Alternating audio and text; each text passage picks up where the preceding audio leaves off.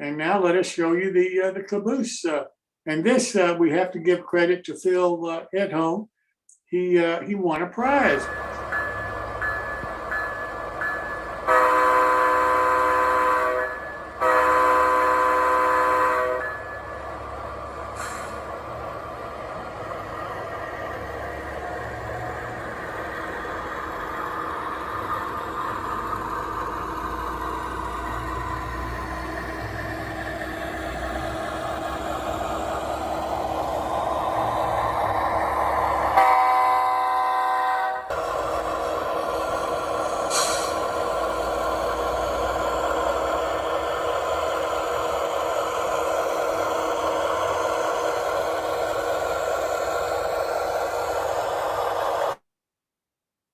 Bill, you want to comment about this, particularly the speakers? I thought that was interesting. Yeah, so this was actually for the Soundtracks had a thing back, I think it was the 31st of July.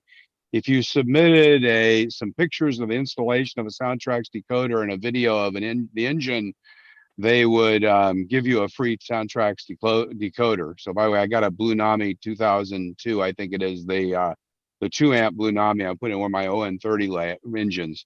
So that's actually that's an O-scale Sunset GE locomotive. It's a brass locomotive with the 4-amp decoder.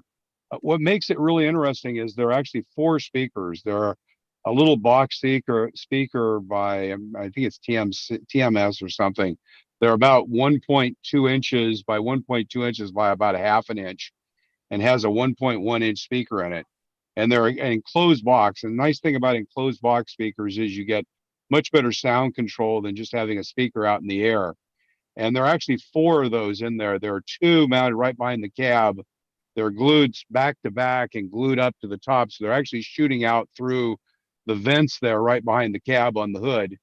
And then in the back, there's actually, again, 2, one shooting up through the air vents and one shooting down.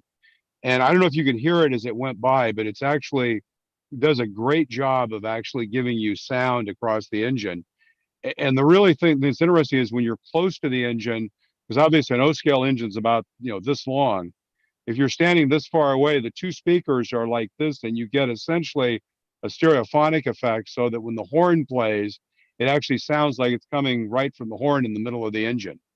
So it came out really well. I'm really proud of. We got 2 of those we're doing for an engine set, and it's actually replicating some engines that I chased through the Feather River Canyon about 6-7 years ago. There was a combination of BNSF engine leading a Union Pacific engine pulling a train through the Feather River Canyon. I've got pictures of the train go over to the Ketty Y, so it's kind of recreating those 2 engines.